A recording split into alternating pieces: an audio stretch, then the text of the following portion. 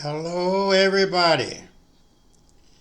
This is Minister Stanley Locks coming to you from the Greater Baltimore Worship Center, telling you again about love. Well, but first I would like to start off telling you about a story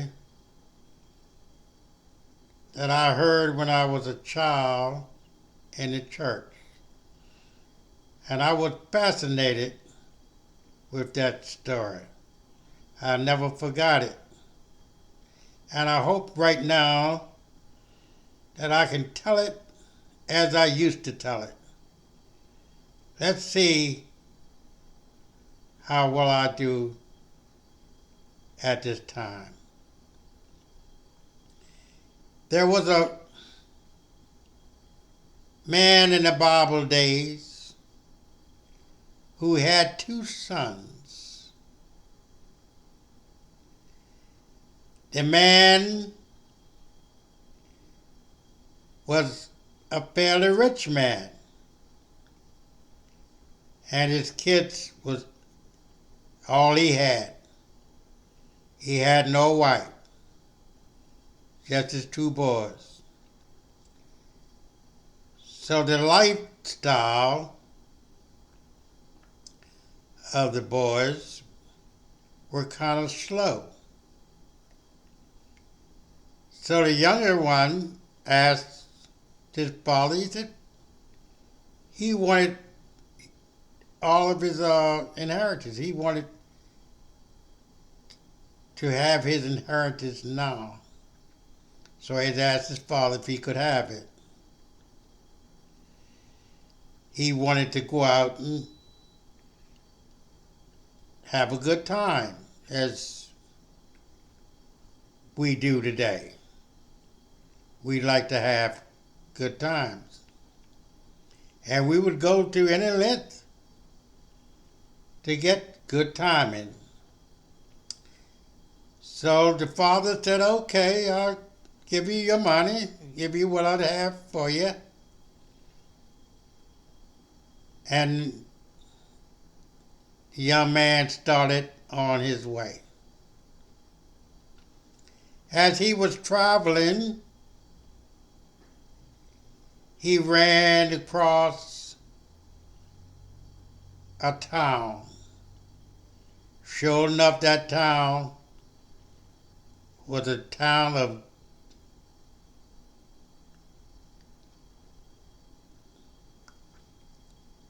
all ready for good timing. So he began to mill around, and he decided that he would stay there. And so he did. And he began to have all kinds of parties, and he was able to amass a lot of friends. Now, we all know about friends, don't we? Listen. So every night they gave parties, and they had a lot of people over to his house. And he was so busy partying that he forgot to keep up with his money. Yes, he wasn't interested in finding out how much or how long he could spend on that money without it running out. That did not occur to him, because all he wanted to do was to have a good time. So anyway, one day as he was coming down off of a high. He looked around and he said, "You know what? I better go check my money."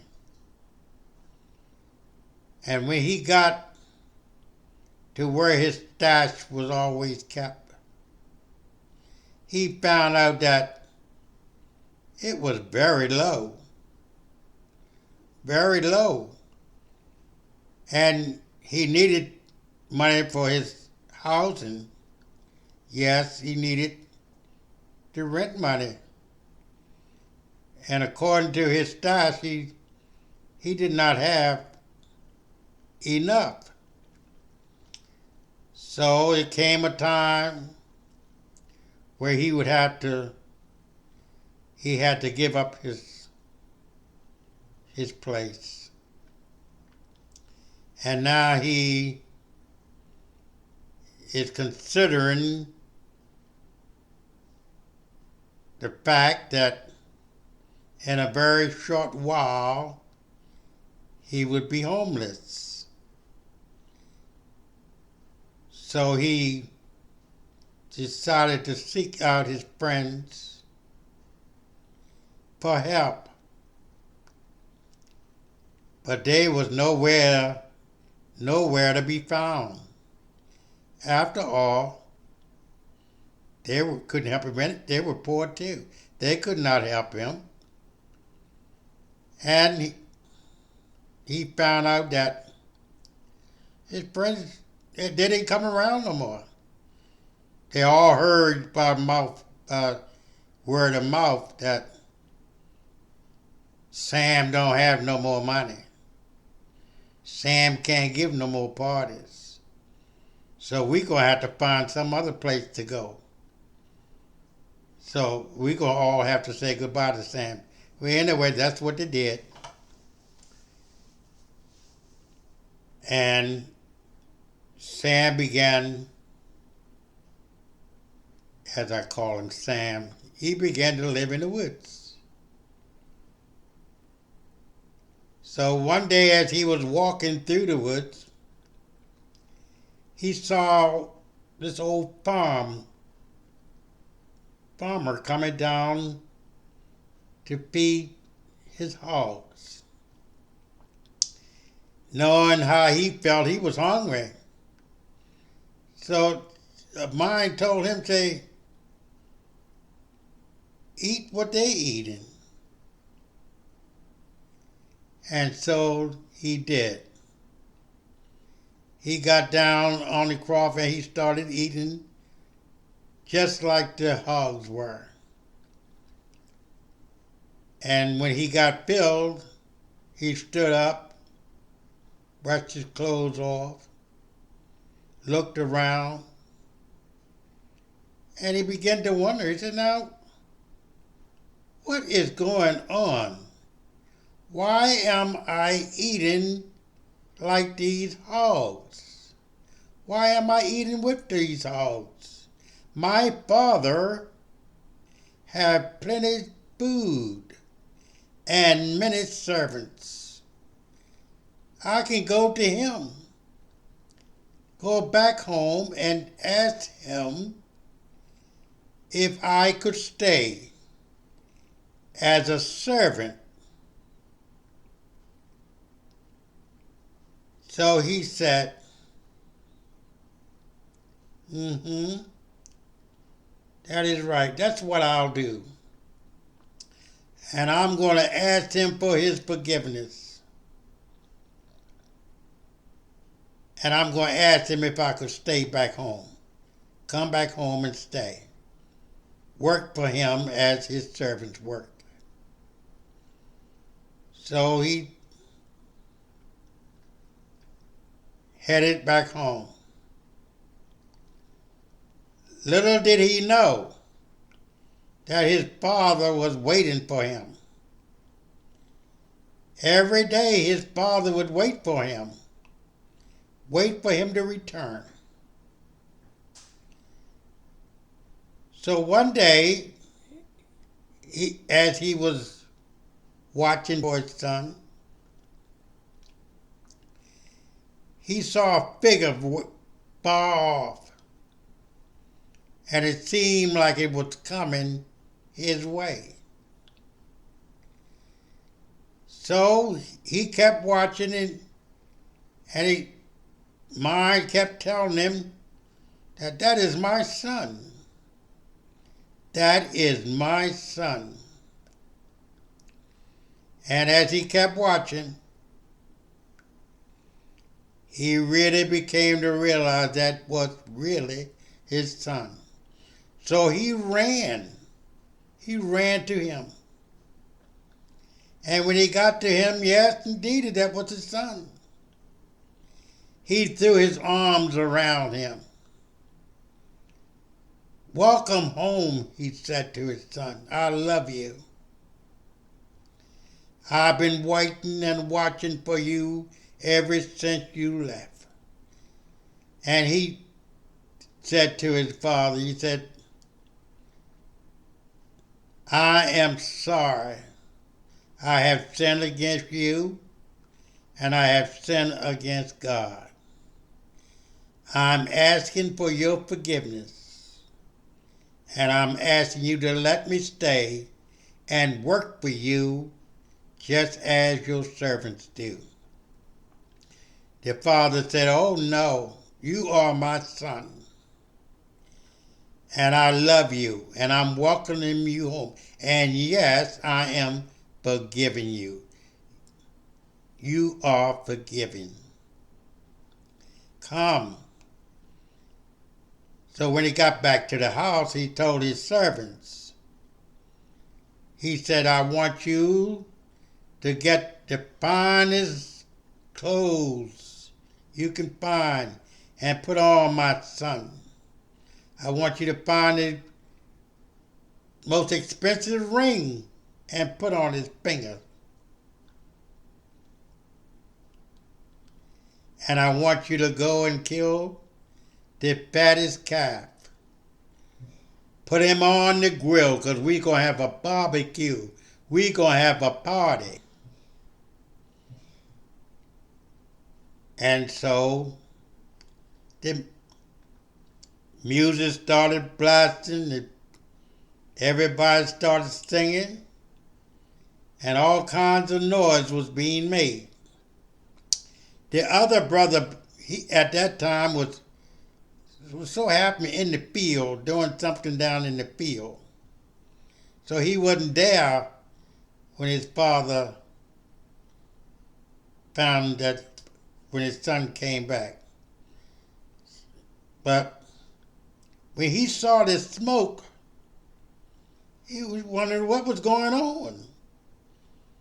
So he went up to the house, and when he got to the house, he asked one of the servants, said, what's going on? And the servant told him, to say, your brother, he has come back home, and your father is giving him a party. And we are going to kill the fattest calf, and we're going to put him on the fire, and we're going to have a party. The oldest son, he was kind of angry at what he was hearing. So he decided that he would not go in. But the servant went and told his father that your oldest son is outside. He won't come in. So he went out there and he told his son, said, come on in. Your brother is home. And we are going to have a party. And I want you here with me. The brother said, the other oldest son said to him, said, Daddy, or Pop, I have been with you all my life, have never left your side, yet you have never given me a party. My younger brother leaves you, go off and sin against you and sin against God. And yes, he come back and you give him a party. I don't want to come in. I don't want to come into that party.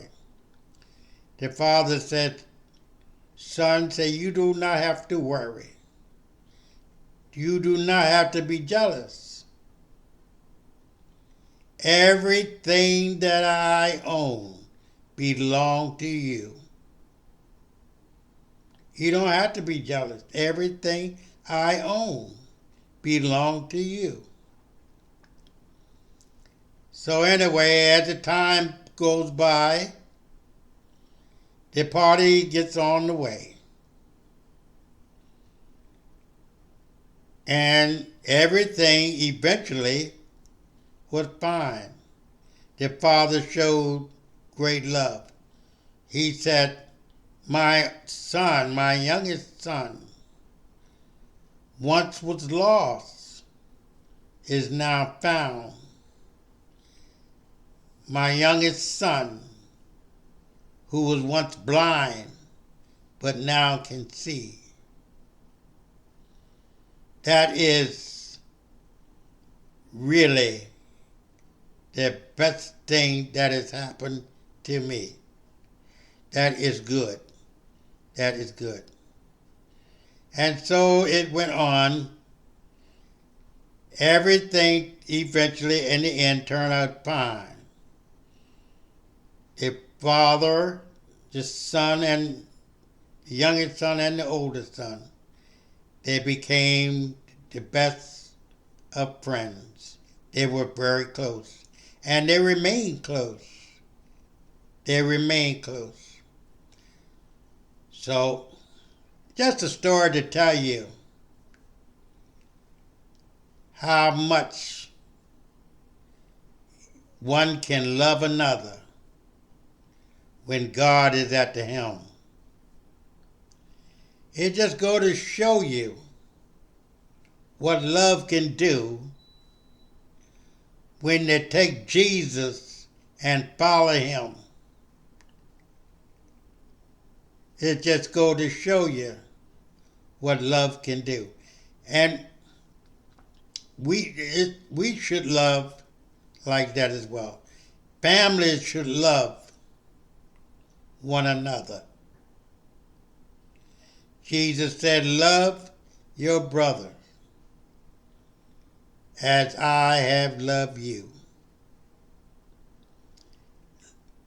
Love your neighbor as I have loved you. Love your mother, love your father as I have loved you.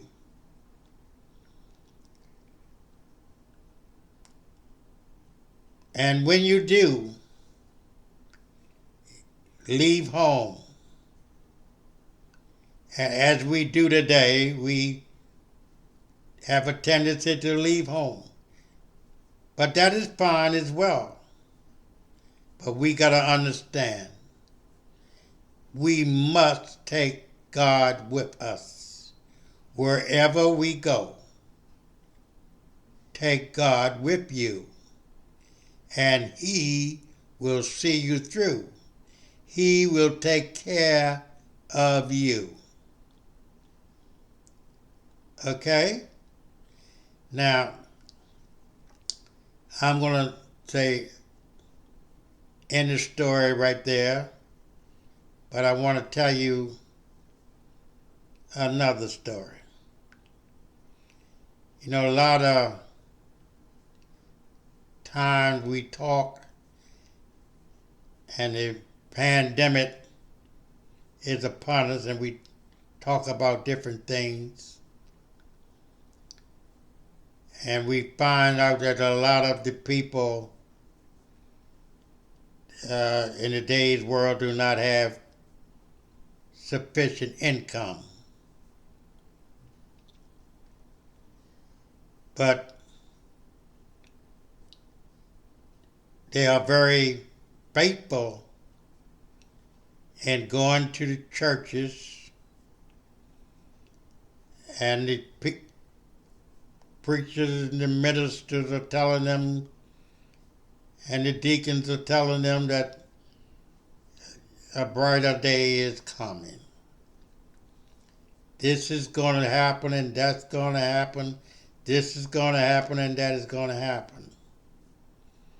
And this do not happen and that do not happen as we think, because it's so slow and so faint that we realize, oh, it's not coming. Whatever was supposed to come to me is not coming.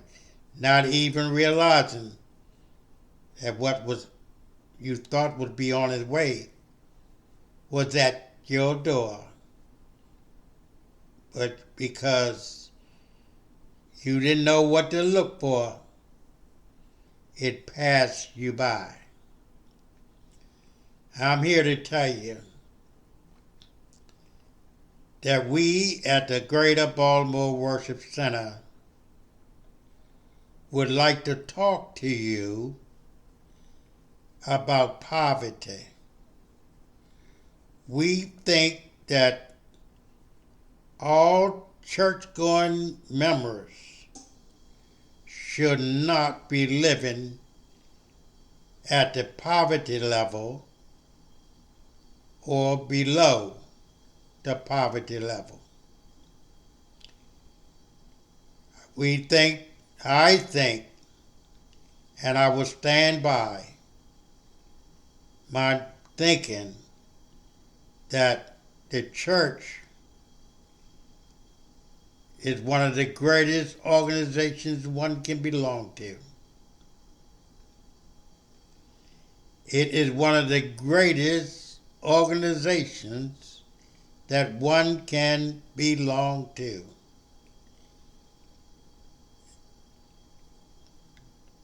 God's people should not be living at the poverty level or below the poverty level. And this is what I want to talk to you about.